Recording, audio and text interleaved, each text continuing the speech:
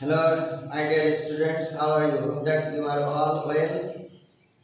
I am also fine. I am Moflisur Rahman, assistant teacher in English, Rose Garden Model School, Bishayit Chandra Kaliagur Gazipur. আশা করি তোমরা সবাই ভালো আছো। আজকে আমি অনলাইন ক্লাস হিসেবে তোমাদেরকে কিছু ভয়েস দেখানোর চেষ্টা করব।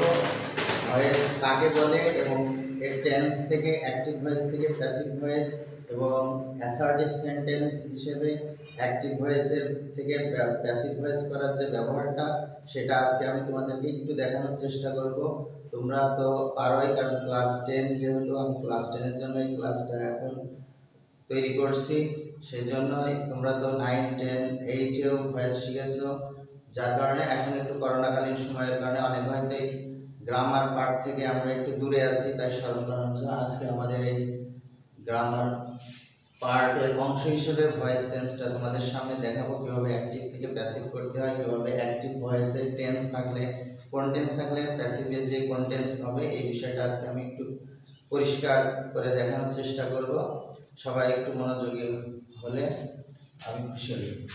ঠিক আছে, এখন তাহলে ভয়েস কাকে বলে এটা প্রথমে আমাদের একটু জানা দরকার, কারণ ভয়েস সম্পর্কে যে জিনিস সম্পর্কে আমরা পড়াশোনা করবো সেটা যদি একটু পরিষ্কার ধারণা না থাকে তবে আমাদের একটু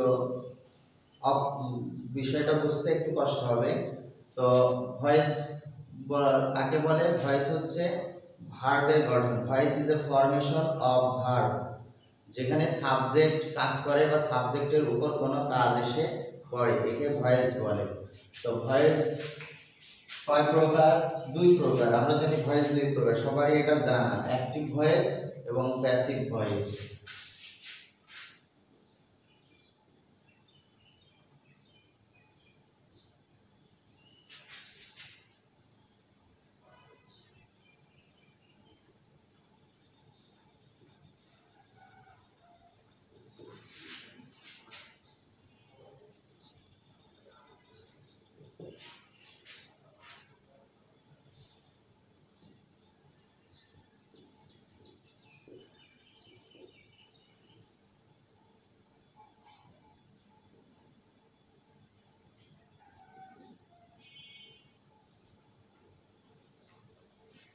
তাহলে আমরা দেখলাম ভয়েস দুই প্রকার কি কি? Active voice, passive voice. এখন অ্যাক্টিভ ভয়েস কাকে বলে, প্যাসিভ ভয়েস কাকে বলে এই সম্পর্কে আমাদের একটু পরিষ্কার ধারণা থাকা দরকার, যে অ্যাক্টিভ ভয়েস কাকে বলে। অ্যাক্টিভ কথাটার অর্থ কি? অ্যাক্টিভ কথাটার অর্থ হচ্ছে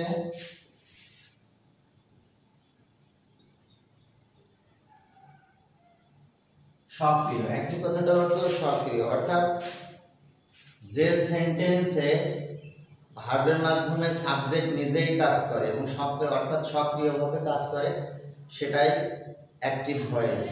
অর্থাৎ এখানে সাবজেক্ট নিজে কাজ করবে, কোনো কাজ থাকলে সেটা সাবজেক্ট নিজেই করবে। আর প্যাসিভ ভয়েস কাকে বলে? প্যাসিভ অর্থ নিষ্ক্রিয়। তো প্যাসিভ ভয়েস কাকে বলে? প্যাসিভ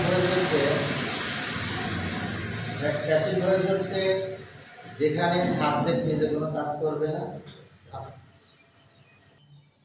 তো প্যাসিভ ভয়েস হচ্ছে যেখানে সাবজেক্ট নিজে কাজ করবে না, কিন্তু সাবজেক্টের উপরে অবজেক্ট দ্বারা কোনো কাজ এসে পড়ে, অর্থাৎ অবজেক্টের দ্বারা কোনো কাজ সাবজেক্টকে করতে হয় বা করানো হয়। এটা হচ্ছে আমাদের প্যাসিভ ভয়েস। এখানে সাবজেক্ট নিষ্ক্রিয় থাকে এবং অবজেক্টের দ্বারা কাজটা সম্পন্ন হয়, ভার্বের যে কাজ সেটা সম্পন্ন হয়। এটা হচ্ছে অ্যাক্টিভ ভয়েস। এখন আমরা চলে যাব যে আমাদের যে past, present indefinite, present continuous, present perfect tense সহ past indefinite, past continuous, past perfect টেন্সে অ্যাক্টিভ ভয়েসে ব্যবহারটা কেমন থাকে এবং প্যাসিভ ভয়েসে কেমন থাকে। যেমন আমরা যদি এইভাবে লিখি,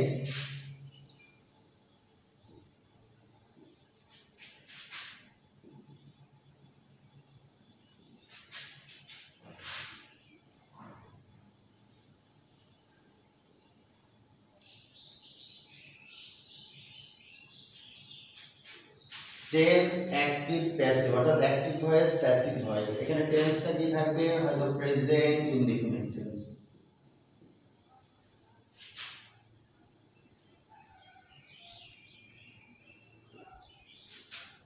প্রেজেন্ট ইনডিফিনিট আমাদের অ্যাক্টিভ ভয়েসে কি থাকতে পারে, সাবজেক্ট,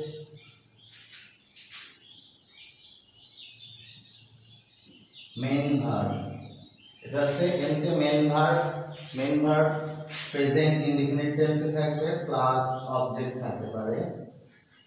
প্যাসিভ ভয়েস সেটা কেমন হবে, সাবজেক্ট, আমরা জানি প্যাসিভ ভয়েস অ্যাক্টিভ থেকে প্যাসিভ চেঞ্জ করার সময় প্রথমে তো আমাদের অবজেক্টকে সাবজেক্ট করতে হয়, এরপরে সাহায্যকারী ভার্ব হিসেবে এম, ইজ অথবা আর নিতে হবে, প্লাস ভার্বের পাস্ট পার্টিসিপল, আমরা সংক্ষেপে একে ভি3 দিয়েও প্রকাশ করি যে ভি3 অর্থাৎ ভার্বের past participle form, plus object আমাদের এখানে থাকবে প্রিপজিশন বাই প্লাস সাবজেক্টের অবজেক্টিভ ফর্ম, এটা থাকতে পারে। আমরা সংক্ষেপে লিখছি সাবজেক্ট, মেইন ভার্ব, অবজেক্ট।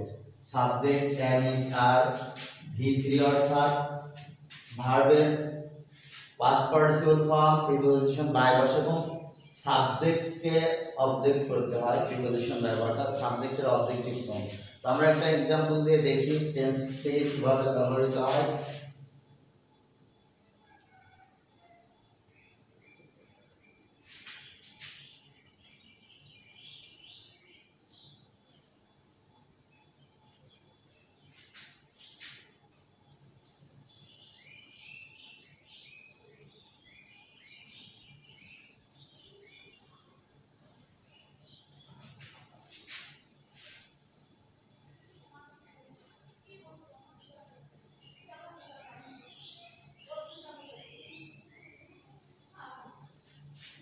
আমরা অ্যাক্টিভ ভয়েস হিসেবে লিখলাম the boy plays football in the field, বালকটি মাঠে ফুটবল খেলে, এটা আমরা অ্যাক্টিভ ভয়েসের প্রেজেন্ট ইনডিফিনিট টেন্স হিসেবে লিখেছি। এখন এটা থেকে আমরা যখন প্যাসিভ করব, কিভাবে প্যাসিভ ফর্ম করতে হবে,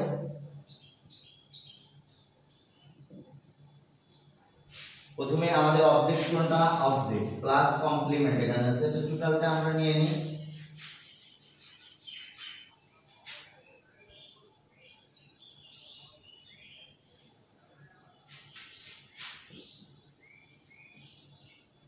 অবজেক্টকে আমরা সাবজেক্ট করি, এটা subject verb, main verb present indefinite টেন্সে আছে ফুটবল, এখানে আছে present indefinite tense. Present indefinite tense থাকলে আমরা জানি সাবজেক্ট হিসেবে এম, ইজ, আর। তো এম কখন হয়, এম শুধু মাত্র আই এর ক্ষেত্রে এমটা ব্যবহার হয়, আর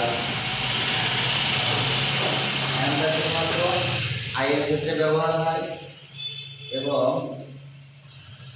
is third person singular, subject যদি থার্ড পারসন সিঙ্গুলার থাকে অর্থাৎ হি, শি, ইট এবং যে কোনো আই, উই, ইউ, ইউ এবং দে ছাড়া আর যে কোনো বিষয়বস্তু আছে সেগুলা সিঙ্গুলার ফর্ম হলে সেটা হচ্ছে থার্ড পারসন সিঙ্গুলার, এর ক্ষেত্রে আমাদের ভার্ব আসবে ইজ। তো আমরা ইজ নেই,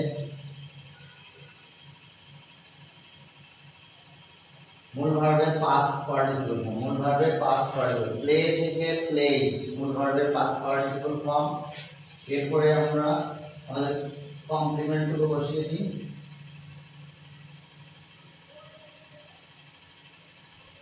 এরপর প্রিপজিশন বাই প্লাস সাবজেক্ট আছে দা বয়, বাই দা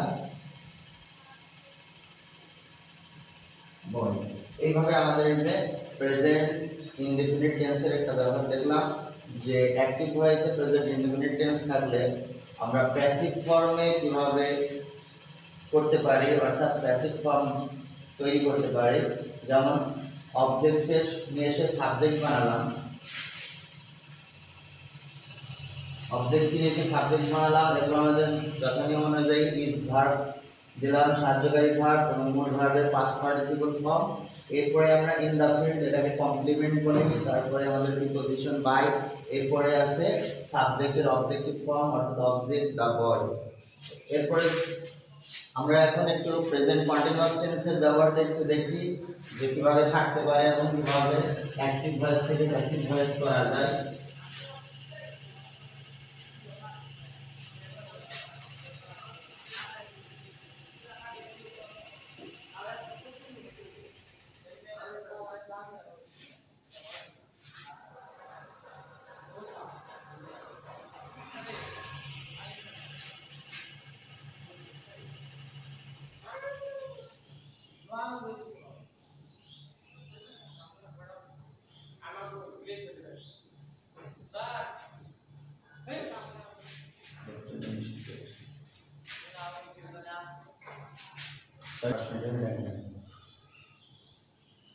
ঠিক আছে, তাহলে আমরা এখন টেন্সের ব্যবহার হিসেবে প্রেজেন্ট কন্টিনিউয়াস টেন্স এবং অ্যাক্টিভ ভয়েসে কোন ফরম্যাটে আছে কিভাবে আছে সেটা দেখি। আমাদের প্রথমে আছে সাবজেক্ট, এরপরে সাহায্যকারী ভার্ব,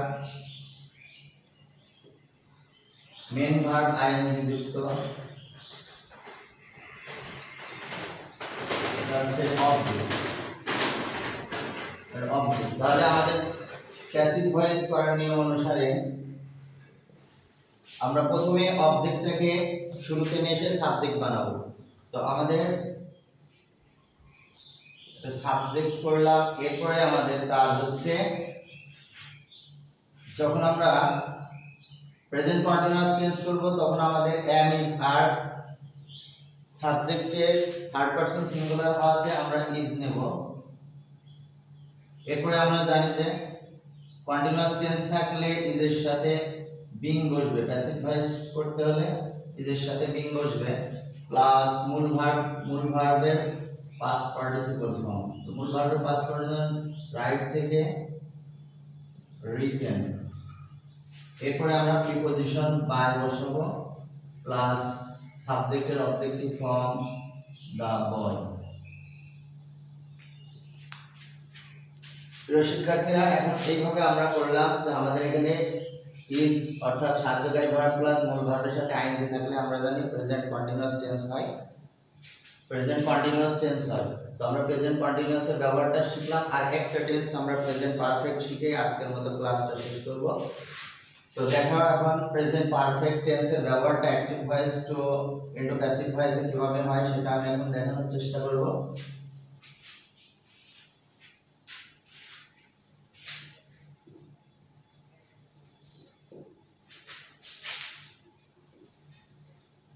সাবজেক্ট have অথবা has plus v3 plus object থাকবে, আর প্যাসিভ ভয়েসে সাবজেক্ট প্লাস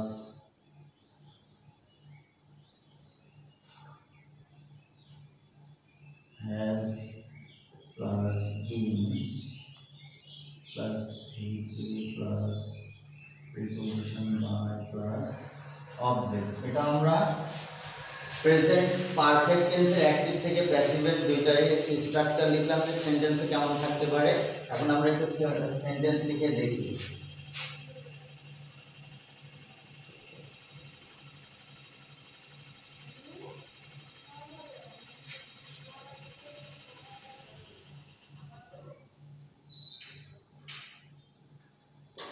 এটা হচ্ছে আমাদের প্রেজেন্ট পারফেক্ট টেন্স হিসেবে অ্যাসার্টিভ সেন্টেন্স লিখলাম। এরপরে আমরা প্যাসিভে দেখি। প্যাসিভ করতে হলে এখন আমাদের একটা সাবজেক্ট ভার্ব অবজেক্ট, তো এখানে সাহায্যকারী ভার্ব হিসেবে হ্যাজ আছে আর আমাদের অবজেক্ট আছে দা ওয়ার্ড। শুরুতে আমরা দা ওয়ার্ড লিখি, এরপরে থার্ড পারসন সিঙ্গুলার সাবজেক্ট, যার কারণে আমরা এখন এখানে হ্যাজ আছে এই জন্য নেব না, এটা সাবজেক্ট থার্ড পারসন সিঙ্গুলার তাই আমরা হ্যাজ বিন নেব। এরপর মূল ভার্বের পাস্ট পার্টিসিপল ফর্ম ডান ডানে আছে বা থাকবে, এরপর আমাদের প্রিপজিশন বাই প্লাস সাবজেক্টের অবজেক্টিভ ফর্ম, সাবজেক্ট আছে হি, সেখান থেকে আমাদের অবজেক্টিভ ফর্ম হবে হিম। সাবজেক্ট হি আছে, এর অবজেক্টিভ ফর্ম হচ্ছে হিম।